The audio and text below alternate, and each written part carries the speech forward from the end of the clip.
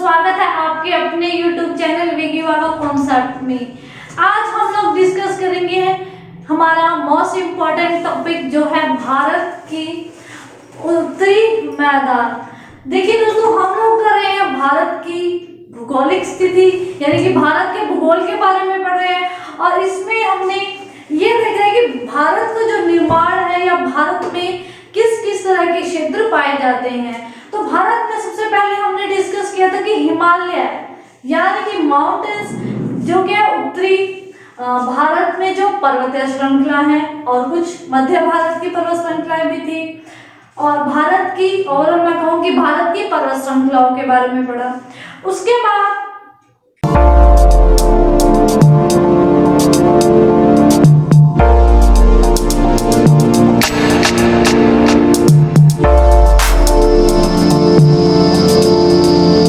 Second हमने पढ़ा भारत के प्लेट्यूज, यानी कि क्या दक्षिण भारत के पठार, प्रायद्वीप भारत के पठारों के बारे में डिस्कस किया। और आज हम लोग पढ़ेंगे यहाँ पर भारत में क्या है, मैदान है काफी बड़ा, जिसको हम उत्तरी भारत का मैदान कहते हैं।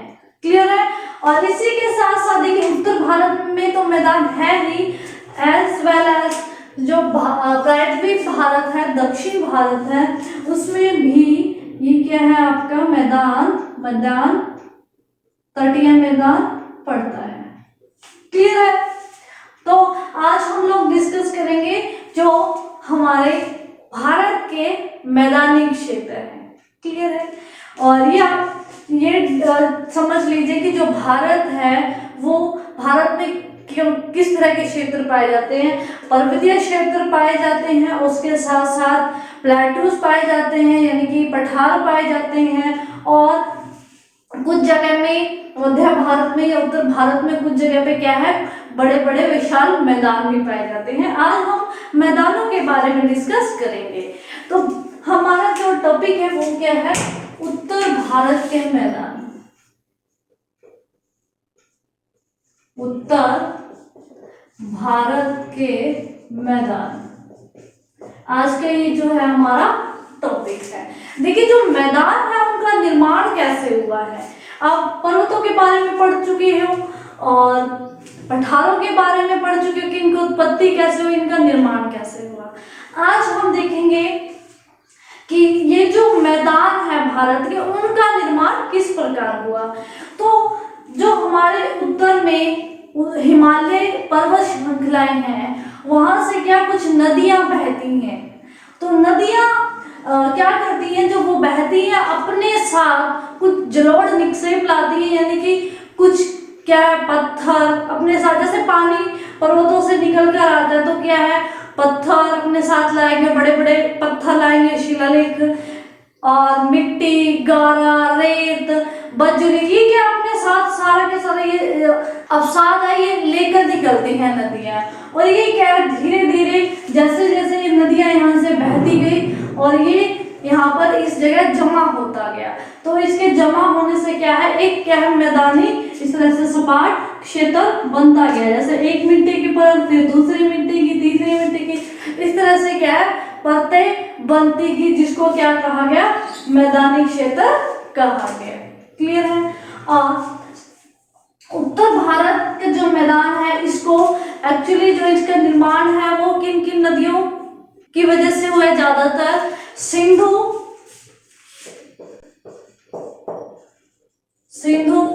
गंगा और ब्रह्मपुत्र, ये तीन नदियां मुख्य नदियां हैं जिनकी वजह से उत्तर भारत का मैदान का निर्माण हुआ है। और इसी के साथ इसीलिए हम उत्तर भारत का जो मैदान है उसको सिंधु, गंगा, ब्रह्मपुत्र का मैदान भी कह देते हैं। क्लियर है। ये मुख्य नदियां हैं और इनकी कुछ सहायक नदियां हैं, जिनकी वजह से जो ऊपर से नीचे की तरफ आ रही थी तो कुछ ना कुछ अपने साथ जलोढ़ निक्षेप ला रही थी, यानी कि कुछ गारा, बजरी, मिट्टी, तो ये कुछ पोषक तत्व भी, तो ये सारा अपने साथ लेकर बह रही थी पानी के साथ, तो इनकी वजह से क्या है, इस मैदान का निर्माण हुआ। क्लियर है। और उसके बाद अगर मैं बात करूं जो हमारा उत्तर, देखिए ये जो एरिया है, ये देखिए यहाँ पर क्या पड़ता है, राजस्थान।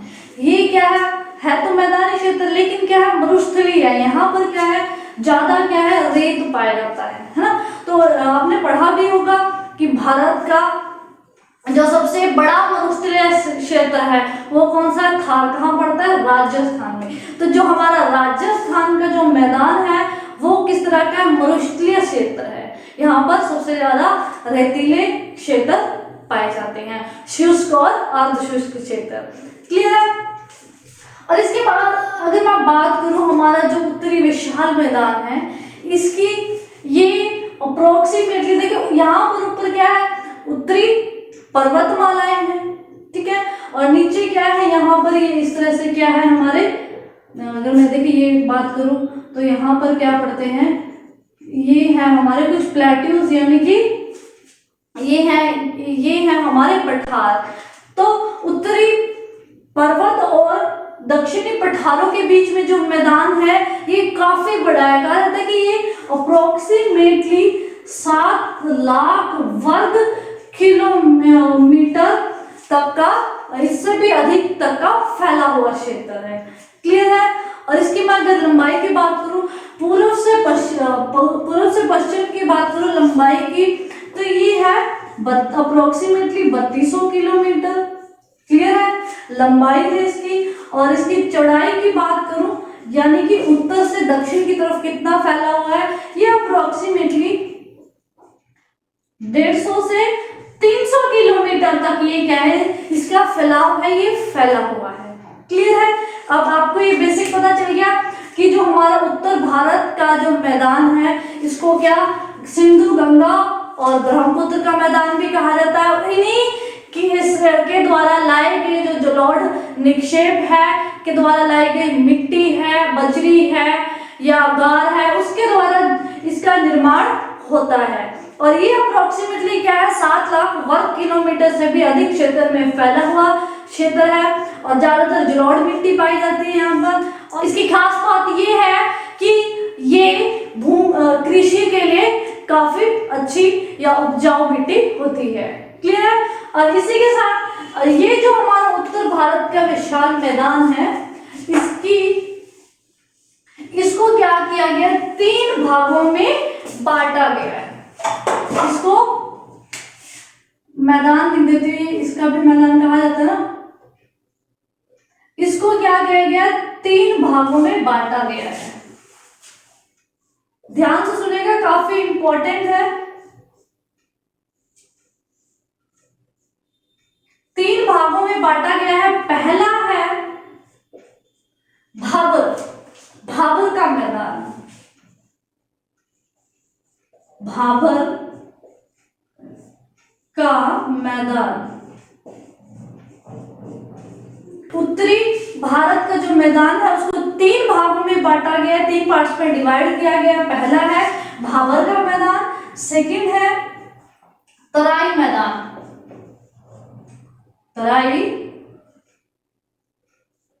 तराई का मैदान। वैसे भी जितना बता रही हूँ काफी इंपॉर्टेंट है और एग्जाम में भी डायरेक्ट इस तरह से पूछा जाता है। थर्ड वन है, इसका जो पार्ट है वो है जलोढ़ मैदान।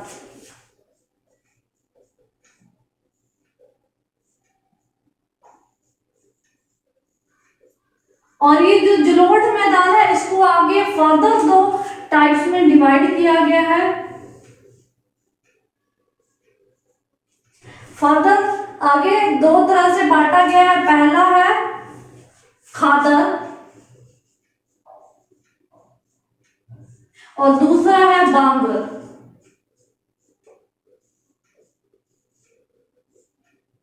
क्लियर है। उत्तरी विशाल मैदान को 3 भागों में बांटा गया है, भाबर का मैदान, तराई का मैदान और जलोढ़ का मैदान।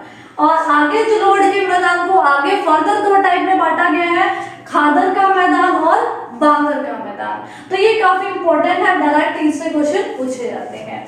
अब मैं सबसे पहले की बात करती हूँ जो कि है हमारा भाबर का मैदान। क्या, भाबर का मैदान ये क्या है, ये सबसे ऊपर की एक पतली सी क्या है पट्टी में है, यानी कि इस तरह से ये जो एरिया है ये 8 से इस तरह से ये 8 से 10 किलोमीटर तक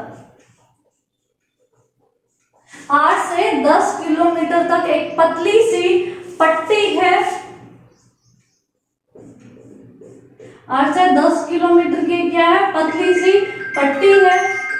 8 से 10 किलोमीटर की पतली सी पट्टी है, ठीक है। और ये क्या है, देखिए मैंने आपको पहले भी बताया था जब हमने उत्तर भारत के या उत्तरी हिमालय की बात की थी, क्या है इसको 3 भागों में हमने डिवाइड किया है। पहला क्या था आपका ट्रांस हिमालय या फिर बृहदर हिमालय, और दूसरा था लघु हिमालय, और तीसरा था शिवालिकी हिमालय। तो नीचे वाला जो हिस्सा था उसको हमने क्या कहा था, शिवालिकी हिमालय।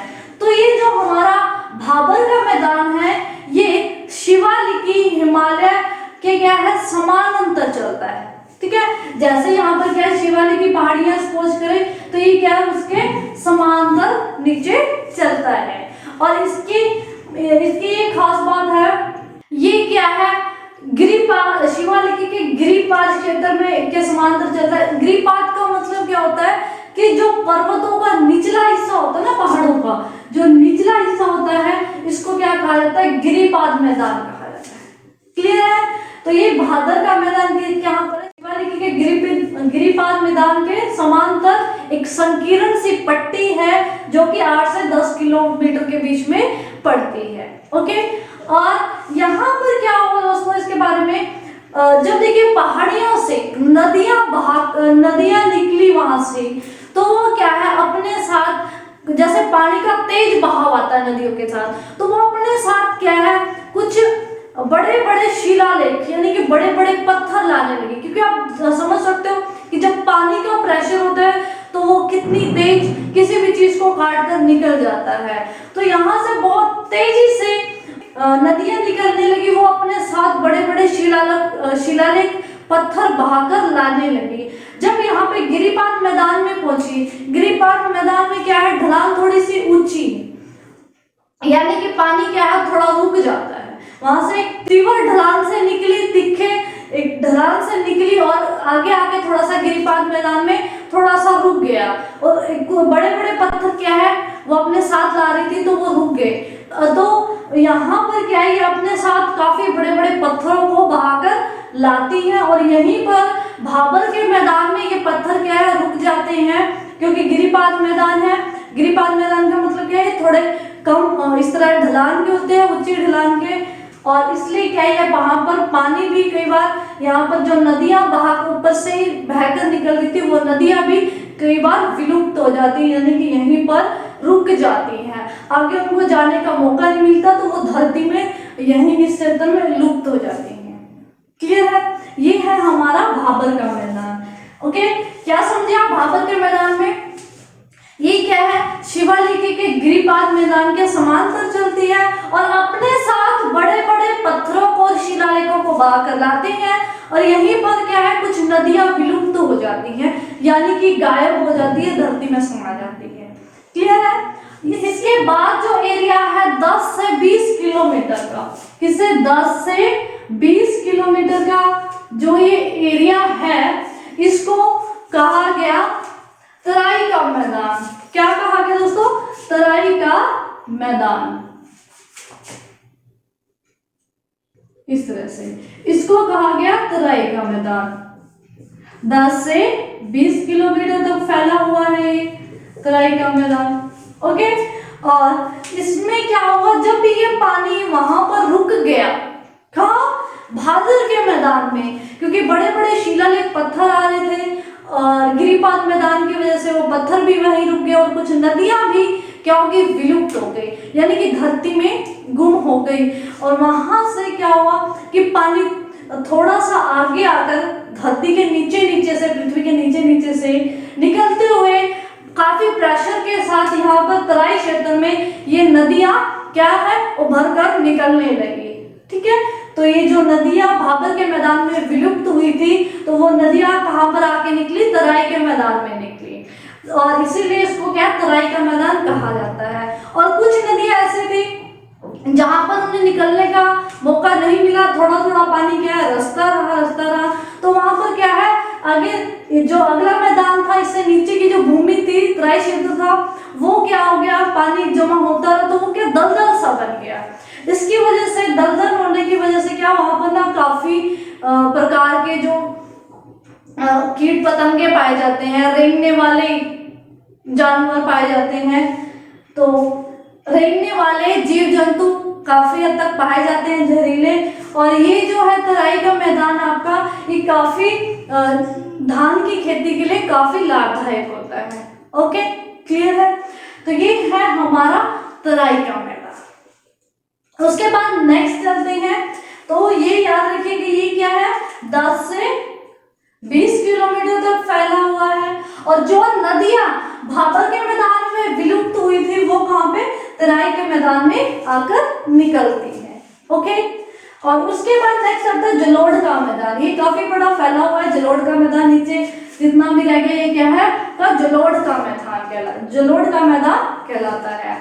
और यहाँ पर कुछ 2 भागों में इस मैदान को भी बांटा है, खादर और बांगर। नेक्स्ट है फ्रेंड्स जलोढ़ का मैदान। जलोढ़ के मैदान को क्या है, फर्दर 2 टाइप्स में डिवाइड किया गया है, खादर प्रदेश और बांगर प्रदेश। तो इनको जो डिवाइड किया गया है वो नदी के पास वाले क्षेत्र और नदी के दूर वाले क्षेत्र के रूप में डिवाइड किया गया है। जो खादर प्रदेश है वो क्या है, जो नदियों के पास पड़ते हैं, नदियों के पास का क्षेत्र के प्रदेश को या फिर क्षेत्र को क्या खादर प्रदेश कहा गया। और ऑन द अदर हैंड बांगर प्रदेश क्या आता है, जो नदियों से थोड़ी सी दूरी पर थे, नदियों से दूर।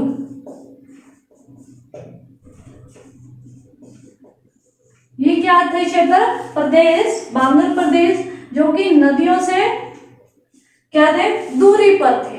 क्लियर है? जलोढ़ के मैदानों को 2 भागों में बांटा गया है, पहला है खादर प्रदेश, दूसरा है बांगर प्रदेश। खादर प्रदेश नदियों के पास वाला क्षेत्र है और बांगर प्रदेश नदियों से थोड़ा दूर वाला क्षेत्र है। ओके, और इसी के साथ जो खादर प्रदेश है ये क्या है, अधिक उपजाऊ है एज कंपेयर टू बांगर प्रदेश के। इसका कारण क्या है, जो उत्तरी मैदान से जो नदियां बहकर आ रही थी, वो खादर प्रदेश क्या है, नदियों के पास है, तो जैसे जैसे वो बहकर आती रहती थी या समय समय पर बाढ़ आती रहती थी, तो वो क्या है, जो नया जो जलोढ़ निक्षेप था, यानी कि जो गार थी, मिट्टी थी, और उसमें काफी पोषक तत्व भी पाए जाते हैं, तो वो क्या है, कहाँ पर, यहाँ पर खादर प्रदेश में जमा होता रहता है। और इसकी क्या है, हर साल जो उपजाऊ शक्ति है वो बढ़ती रहती है। और ऑन द अदर हैंड जो बांगर प्रदेश है ये क्या है, नदियों से थोड़ा दूर पड़ रहा था, और जो उपजाऊ शक्ति थी, मिट्टी थी, गार थी, रेत था, वो क्या है, खादर प्रदेश में जमा होता गया, और जो कंकड़ वगैरह थे या जो पुरानी मिट्टी थी वो कहाँ पर, बांगर प्रदेश में रहती रही। और इसीलिए इसका ये कारण था कि यहाँ पर नई नई मिट्टी आती रही, उपजाऊ मिट्टी, जिसकी वजह से आती रहती है, जिसकी वजह से इसमें क्या है, उपजाऊ शक्ति हर वर्ष बढ़ती रहती है। और बांगर प्रदेश में इसकी तुलना में, खादर प्रदेश की तुलना में जो उपजाऊ मिट्टी है, धरती है, वो क्या है, कम है। क्लियर है? अगर मैं पूरे ओवरऑल उत्तर भारत के मैदान की बात करूं, तो इसमें ये जो जलोढ़ निक्षेप है, मिट्टी है, वो क्या है, इसके अगर गहराई की बात करूं तो ये क्या है, 1000 से 2000 मीटर तक की गहराई में जमा होती रहती है ये मिट्टी। किससे, नदियों से जो पानी आ रहा था उसके बहाव के साथ जो मिट्टी, रेत, थोड़े बजरी के छोटे छोटे कण, गार, जो भी इकट्ठा हो रहा था, वो कितना है, 1000 से 2000 मीटर के बीच में इसकी गहराई है। ओके, समझ आया? कोई प्रॉब्लम? क्लियर है आपको? ये जो हमारा था उत्तर भारत के मैदान। क्लियर है? एक बार दोबारा से रिवाइज करवा देती हूँ। देखिए, जो हमारे उत्तर भारत का विशाल मैदान है, इसको सिंधु, गंगा और ब्रह्मपुत्र और इनकी सहायक नदियों का मैदान भी कहा जाता है, क्योंकि इसका जो निर्माण है वो किनसे हुआ है? एक सिंधु, गंगा, ब्रह्मपुत्र और इनकी कुछ सहायक नदियां हैं, उनके साथ जलोढ़ निक्षेप यानी कि मिट्टी कह लूं मैं मोटे तौर पे, या रेत, गार, कंकड़, बजरी, ये सब अपने साथ बहाकर लाती रही और ये क्या है, यहाँ पर एक जगह पर जमा होता गया और इसलिए इसको सिंधु, गंगा, ब्रह्मपुत्र का विशाल मैदान कहा जाता है। फर्दर हमने इसको 3 टाइप में डिवाइड किया, भाबर का मैदान, तराई का मैदान और जलोढ़ का मैदान। भाबर का मैदान क्या, सबसे ऊपर वाली जो संकीर्ण पट्टी है, यानी कि जो शिवालिकी पर्वत के पास वाला क्षेत्र है, गिरिपाद मैदान के पास वाला क्षेत्र है, जहां पर सबसे ज्यादा अपने साथ क्या शिलालेख लाती है, बजरी लाती है, तो वहां उसको क्या हमने भाबर का मैदान कहा। और उसके बाद क्या है, तराई का मैदान। यहाँ से क्या है, जो कुछ नदियां भाबर के मैदान में विलुप्त हो रही थी वो कहाँ पे, तराई के मैदान में आके निकली। उसके बाद नीचे का जो हमारा इलाका है वो है जलोढ़ मैदान। जैसे हम हरियाणा की बात करें, हरियाणा में सबसे ज्यादा क्या है, जलोढ़ मिट्टी पाई जाती है, जलोढ़ी मैदान सबसे ज्यादा पाया जाता है। तो नीचे का जो हिस्सा है मैदान का वो क्या है, जलोढ़ का मैदान। और इसको भी 2 भागों में बांटा है, खादर प्रदेश और बांगर प्रदेश। खादर प्रदेश क्या, नदियों के पास वाला प्रदेश, यहाँ पर क्या है, नई नई जो जलोढ़ निक्षेप है वो जमा होती रहती है। और बांगर प्रदेश नदियों से थोड़ा दूर है, ये पुरानी जो जलोढ़ निक्षेप है उससे बना हुआ है। क्लियर है?